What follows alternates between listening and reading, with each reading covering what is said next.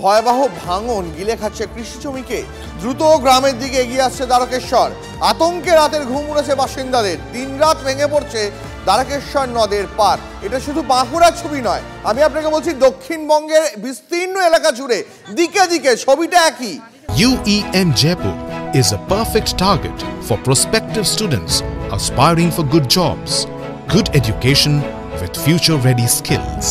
দেখুন এই মুহূর্তে আপনাদের দেখাচ্ছি ঘাটাল, পাঁশকুড়া, উদয়নারায়ণপুর, বাঁকুড়া, খানাকুল, আমতা। রাজ্যের দিকে দিকে ছবিটা একই। কোথাও বৃষ্টির জলে বানভাসী আস্ত লোকারণ্য, কোথাও মানুষকে আশ্রয় নিতে হচ্ছে বাড়ির ছাদে।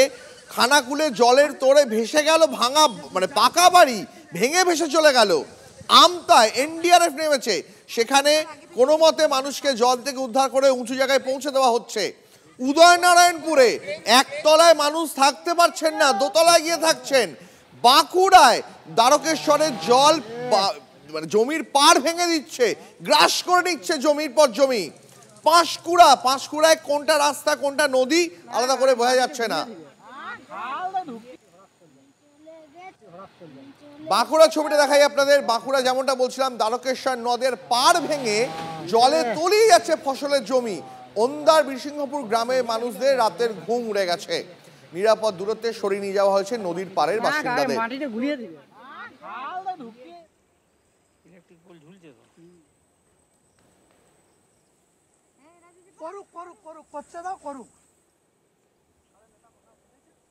আপনাদের বাঁকুড়া ছবি দেখাচ্ছি। বাঁকুড়ায় জমির পর জমি চলে যাচ্ছে নদী গর্ভে। দ্বারকেশ্বর নদের জল, সেই জল গ্রাস করছে কৃষি জমিকে। আতঙ্কে ঘুম ছুটেছে ওন্দা গ্রামের বাসিন্দাদের।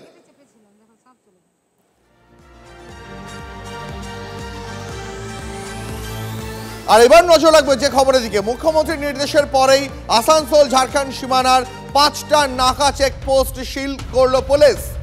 আপনাদের আরো একবার জানিয়ে রাখি, 5টা নাকা চেকপোস্ট সিল করলো পুলিশ। আসানসোল ঝাড়খণ্ড সংযোগকারী জাতীয় সড়ক, রাজ্য সড়ক এবং নাকা চেকপোস্ট বন্ধ এই মুহূর্তে। ঝাড়খণ্ড থেকে আসা পণ্যবাহী গাড়িগুলি সীমান্তে আটকে রয়েছে। ডিভিসি জল ছাড়ায় বিভিন্ন জেলায় তৈরি হয়েছিল বন্যা পরিস্থিতি। 6 নম্বর জাতীয় সড়কের ওপর দিয়ে বইছে জল। পরিদর্শনে গিয়ে সীমানা বন্ধের নির্দেশ দেন মমতা বন্দ্যোপাধ্যায়। প্রশাসনের বিরুদ্ধে ক্ষোভ আটকে থাকা চালকদের।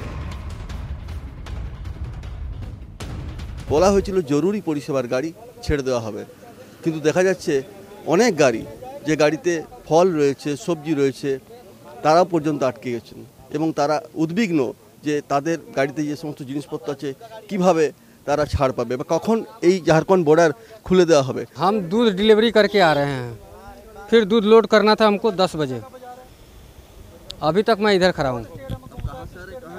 मैं आ रहा हूँ बिहार से दूध डिलीवरी करके। अभी मेरे को धनिया खाली से लोड करना है।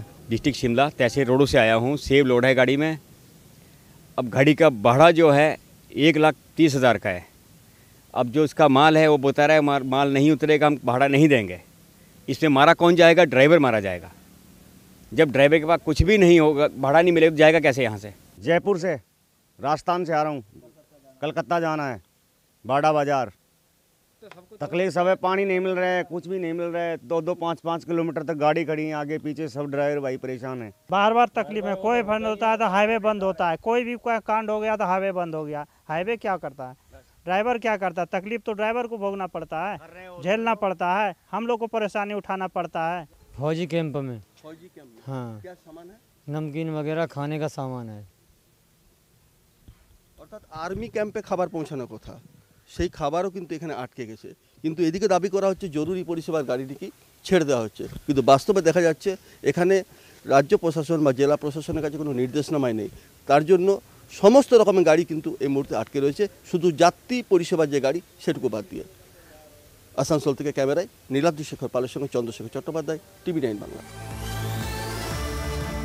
শুধু আসানসোল ঝাড়খণ্ডই নয়, মুখ্যমন্ত্রীর নির্দেশের পরে পুরুলিয়া ঝাড়খণ্ড সীমান্তও সিল করলো জেলা পুলিশ। জেলার একাধিক থানা এলাকার সঙ্গে ঝাড়খণ্ডে যোগ থাকা সব নাকা পয়েন্ট সিল করলো পুলিশ। আটকে রয়েছে এখানেও কয়েকশো পণ্যবাহী গাড়ি।